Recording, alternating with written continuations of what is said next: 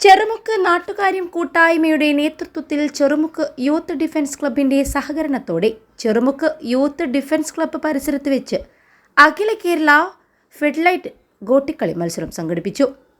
മലബാറിലെ വിവിധ ജില്ലകളിൽ നിന്നായി 30-ൽ പരം മത്സരാർത്ഥികൾ പങ്കെടുത്തു. മത്സരാർത്ഥികളെ കൊണ്ട് കാണികളെ കൊണ്ടും വേറിട്ട കാഴ്ചയായി തന്നെ മാറി. ഞായറാഴ്ച വൈകുന്നേരം 6 മണിക്ക് തുടങ്ങി രാത്രി 2 മണിക്ക് അവസാനിച്ചു.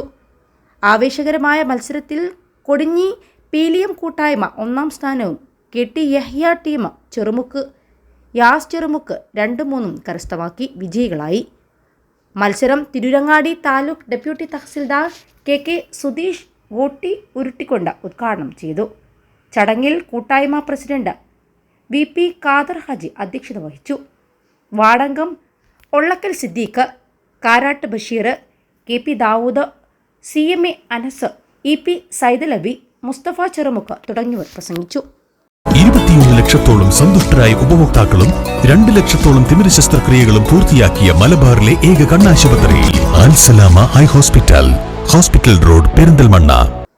PK Khalid, Ollakkal Shamil, EK Ijas Kulath, Shahin P, K Shaheer, N Shahad, K Muneer, P Askar Ali തുടങ്ങിയവർ ഗോട്ടിക്കളിക്ക് നേതൃത്വം നൽകി. ഒരു കാലത്ത് നാട്ടിൻപുറങ്ങളിലെ ചില്ലുഭരണികളിൽ നിറയെ കടയിൽ വിൽപ്പനയ്ക്ക് വെച്ചിരുന്ന ഗോട്ടികൾ ഇപ്പോൾ അന്യം നിന്നു പോവുകയാണ്.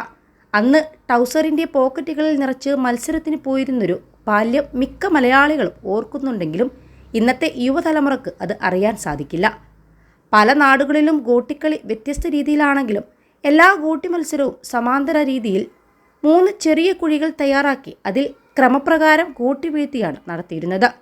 ഗോട്ടി കളിക്കുന്നയാൾ ഓരോ കുഴിയും നിറക്കുന്നതിനോടൊപ്പം തന്നെ എതിരാളിയുടെ ഗോട്ടികൾ ദൂരേക്ക് അടിച്ചു തെറിപ്പിച്ച് എതിരാളിയെ മുന്നേറാൻ വിടാതെയും വിജയിക്കാൻ ശ്രമിക്കും. 3 കുഴികളിലും 3 വീതം തവണ ഗോട്ടി ഇറക്കി 9 പൂർത്തിയാക്കിയാണ് വിജയം കൈവരിച്ചിരുന്നത്.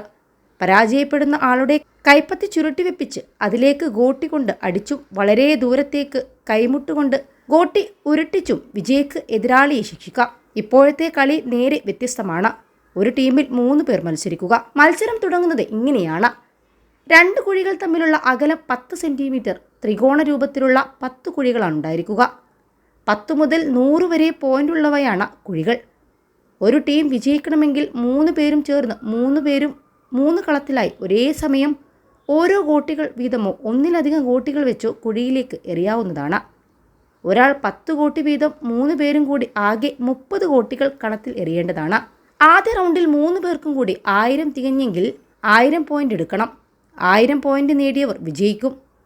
കളിയിൽ 1000-ൽ കൂടുതൽ പോയിന്റ് നേടിയ ടീമുകൾക്ക് 3 പേരും 3 കളത്തിലായി ഒരേ സമയം ഓരോ ഗോട്ടികൾ വീതമോ ഒന്നിലധികം ഗോട്ടികൾ വെച്ചോ കുഴിയിലേക്ക് എറിയാവുന്നതാണ്. ഒരാൾ 10 ഗോട്ടി വീതം 3 പേരും കൂടി ആകെ 30 ഗോട്ടികൾ കളത്തിൽ എറിയേണ്ടതുമാണ്.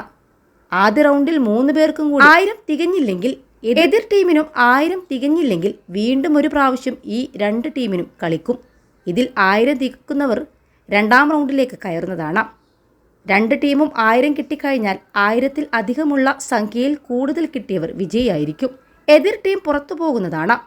1000-ഉം അതിനു മുകളിലും കിട്ടുന്നവരെ മുൻഗണന ക്രമപ്രകാരം 2-ാം റൗണ്ടിൽ മത്സരിപ്പിക്കുന്നതാണ്. ആദ്യ റൗണ്ട് 2-ാം റൗണ്ട് പിന്നിട്ടാൽ പ്രീ ക്വാർട്ടറാണ്. ക്വാർട്ടർ, സെമി ഫൈനൽ, ഫൈനൽ എന്നിവ ക്രമത്തിലേക്ക് എത്തിപ്പെടും. ഇങ്ങനെയാണ് ഇതിന്റെ കളിരീതിയും.